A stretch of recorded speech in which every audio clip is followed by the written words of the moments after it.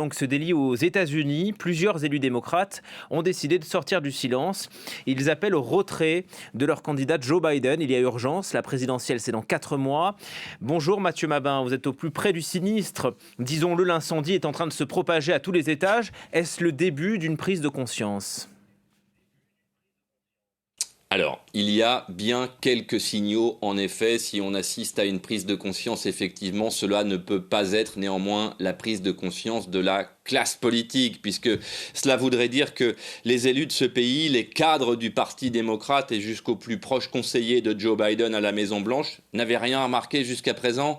La dégradation de l'état général de Joe Biden, comme elle est désormais ouvertement constatée depuis ce débat qualifié de catastrophique, cette dégradation peut avoir échappé, au moins partiellement, aux électeurs qui ne passent pas leur semaine à scruter le président dans ses déplacements et ses prises de parole publiques, mais certainement pas à la classe politique.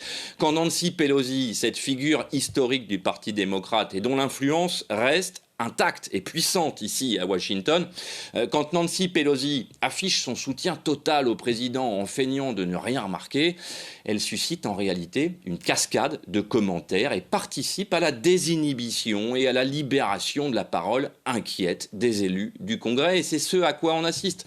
C'est un certain Texan Lloyd Dodger, un inconnu, élu du Texas, qui a brisé le premier l'omerta, c'était ce mardi, en publiant dans un communiqué les mots suivants « J'espère qu'il aura le courage de se retirer », en parlant de Joe Biden, bien sûr. L'élu a d'ailleurs été talonné de peu par un de ses collègues de l'Illinois, Mike Kigley. Un autre nom qui ne dit pas grand-chose aux Américains, mais c'est sa fonction qui compte.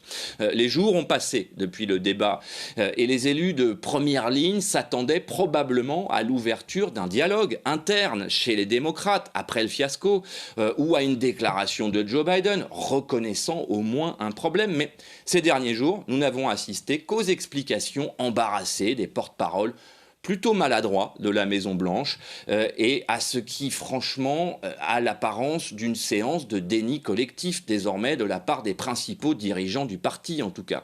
Lundi, une compilation d'enquêtes d'opinion commandée par le Parti démocrate avait déjà fuité. Alors, qu'elle révélait l'inquiétude grandissante de la base électorale démocrate, cette fois, un peu partout dans le pays. Et donc, Julien, pour répondre directement à votre question, il est inimaginable que les cadres ne prennent pas conscience du problème aujourd'hui. Il y a eu trop d'épisodes qui sont déjà trop anciens, mais ce qui est relativement nouveau, c'est que la parole se libère, on l'a dit, elle se libère désormais, et que plus encore que le débat, c'est peut-être ces déclarations d'élus qui forment le premier signe que la maison Biden est peut-être en train de se fissurer.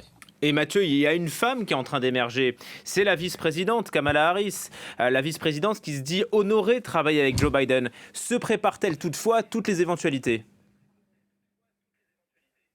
Alors, prête à toutes les éventualités, c'est effectivement la formule utilisée par Kamala Harris quand elle était interrogée ces dernières semaines sur l'hypothèse qu'elle demeure candidate une seconde fois à la vice-présidence. Mais je dirais que ce n'est pas nouveau, puisque l'âge de Joe Biden était déjà un sujet en 2020. Vous vous en souvenez, quand le candidat Biden de l'époque jurait qu'il ne ferait qu'un seul mandat, ce qui est tout à fait exceptionnel pour un candidat à l'élection présidentielle, en tout cas ici aux États-Unis. Les électeurs démocrates avaient alors compris qu'il y avait même une petite chance, une hypothèse pour qu'il ne termine pas son premier mandat, ce qui aurait conduit Kamala Harris à devenir la première femme présidente des États-Unis et afro-américaine de surcroît.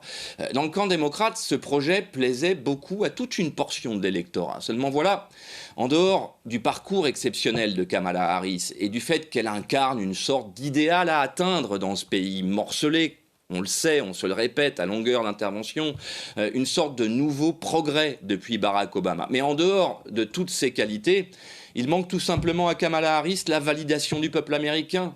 Elle est globalement impopulaire ici, y compris dans son propre camp. et plus grave encore, y compris dans sa propre communauté. Les Afro-Américains qui ne lui ont pas pardonné la sévérité dont elle a fait preuve dans sa carrière de juge. C'était déjà il y a bien des années. Toutes les études indiquent qu'un duel Trump-Harris tournerait en faveur de Trump. La question de la santé du président se pose, c'est un fait.